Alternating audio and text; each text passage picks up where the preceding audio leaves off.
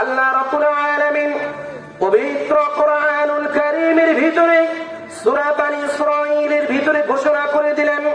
আল্লাহ রাব্বুল আলামিন বলেন, ওয়া নুনাজ্জিলু মিনাল কুরআনি মা হুয়া শিফাআ ওয়া রাহমাতুল লিল মুমিনিন।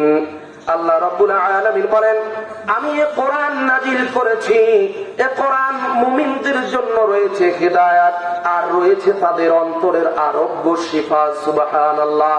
অতঃপর আল্লাহ রাব্বুল আলামিন বলেন, ওয়ালা ইয়াসিদুয যালিমিনা ইল্লা খাসারা।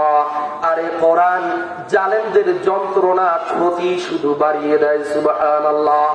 এই কোরআন যারা মুত্তাকি, কোরআনের উপর যারা ঈমান এনেছে, আল্লাহ এবং আখিরাতের প্রতি যারা ঈমান আনবে, এ কোরআন তাদের জন্য হিদায়াতের নূর। কথা ঠিক কিনা?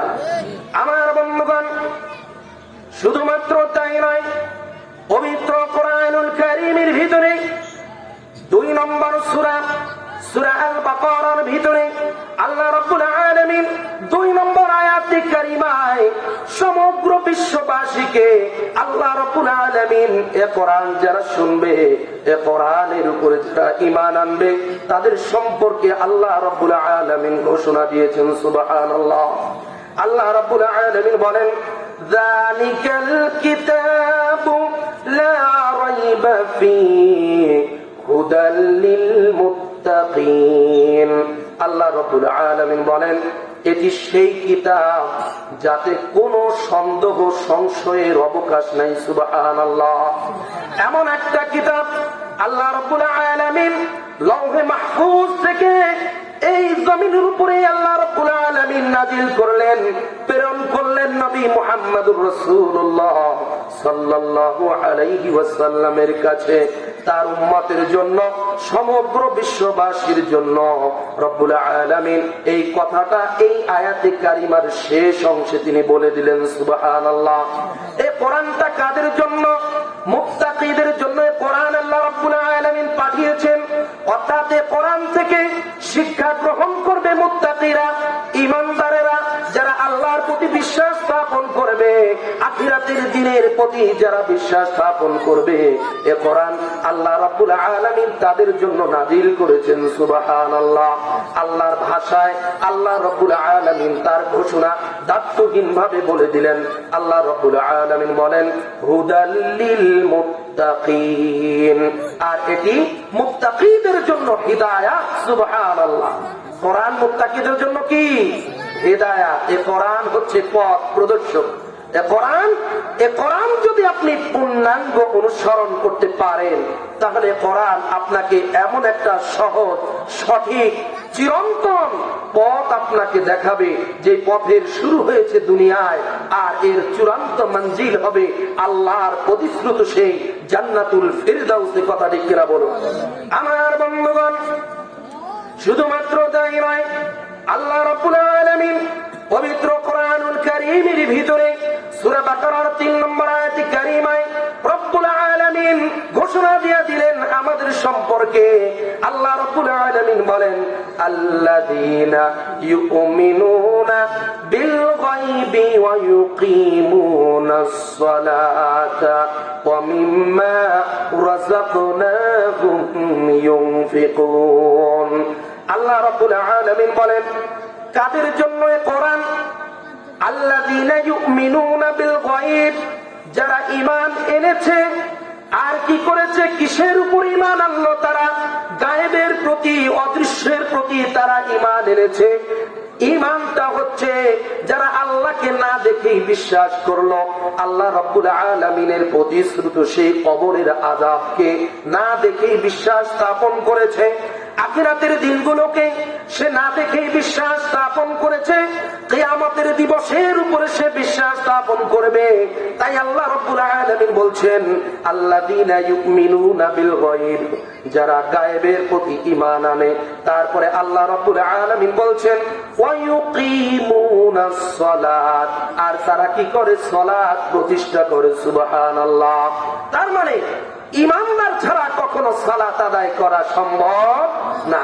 যারা আল্লাহকে বিশ্বাস করে না, আখিরাতের দিনকে বিশ্বাস করে না, তারা কখনো পূর্ণাঙ্গ সালাত আদায়কারী হতে পারে না। আপনি দেখুন কোরআনুল কারীমের ভিতরে আল্লাহ তাবারক ওয়া তাআলা স্টেপ বাই স্টেপ আপনাকে বুঝিয়েছেন। আপনাকে আগে ঈমান আনতে হবে কার উপরে? আল্লাহর উপরে। তারপরে ঈমান আনতে হবে গায়েবের উপরে। তারপরে আল্লাহ সুবহানাহু ওয়া তাআলা বলছেন যে তারা, এদের বৈশিষ্ট্য হলো, আপনি তখনই এদেরকে বুঝবেন যে কারা এরা। তারা হচ্ছে ওয়ায়ুকিমুনাস সালাত, তারা সালাত প্রতিষ্ঠা করবে। সুবহানাল্লাহ। কথা বুঝতে পেরেছেন কিনা? তাহলে আজকে অন্তত আশাবাদ আমি ব্যক্ত করি, এই মজলিসের ভিতরে যারা আছে অন্তত এরা 5 ওয়াক্ত সালাত আদায়কারী। কথা ঠিক কিনা? 5 ওয়াক্ত সালাত যদি এরা আদায় না করতো, তাহলে কোরআনের মোহাব্বতে এরা এই জলসার ভিতরে এসে বসার সৌভাগ্য এদের হতো না। লোককে এই কয়েকজনই মাহফিলের ভিতরে আছে, আপনাদের ধারণা এটা নাকি?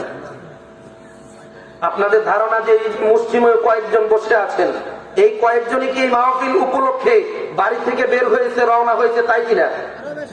অনেক লোক, আমি ওই রাস্তা থেকে এই পর্যন্ত আসলাম, অনেক লোক দেখছি রাস্তার চারপাশে দুপাশে ভিড় করছে, নারী আর পুরুষে একাকার।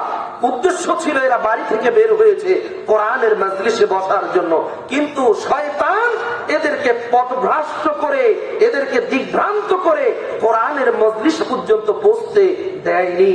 এদের ঈমানের দুর্বলতা রয়েছে। কথা ঠিক কিনা? আপনি কি জানেন কোরআনের মাহফিলে আসলে কোরআনের মজলিসে যেন না বসতে পারে, এই জন্য অটোমেটিক শয়তান তার ডিউটি পালন করে। কথা বুঝতে পেরেছেন? এই মাহফিল সুন্দর সুষ্ঠুভাবে সুচারুরূপে পরিচালনার জন্য কিছু স্বেচ্ছাসেবক আছে না? আছে না নাই? তো শয়তানেরও কিছু স্বেচ্ছাসেবক বাহিনী আছে।